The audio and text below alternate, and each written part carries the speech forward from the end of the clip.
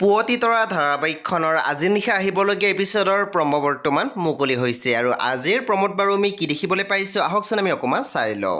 আজিৰ প্ৰম'ৰ প্ৰথম ভাগত আমি দেখিবলৈ পাইছোঁ মনিষাই ভাবি কৈ আছিল, ভাবিছিলোঁ এদিন পমক ডাঙৰ মানুহ বনাম, তাক ভালকৈ পঢ়াম খুৱাম, কিন্তু এতিয়া তাৰপিছত আমি প্ৰম'ত দেখিবলৈ পাইছোঁ জোনালীয়ে কাম কৰি আছিলে আৰু তেতিয়াই মতা মানুহ এজনৰ মাত শুনিছিলোঁ আমি, সম্ভৱত এয়া বিভূতি ফুকনৰ মাত আছিলে।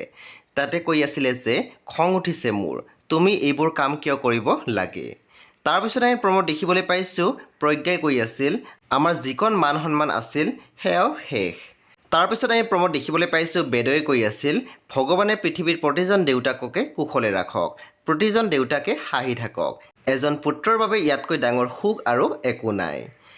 বন্ধু বান্ধৱীসকল, আজি নিশা 9 বজাত ৰং টিভিত আহিবলগীয়া পুৱতি তৰা ধাৰাবাহিকখন খুবেই বেছি ইণ্টাৰেষ্টিং হ'বলৈ গৈ আছে। আপোনালোকে চাবলৈ একেবাৰে নাপাহৰিব।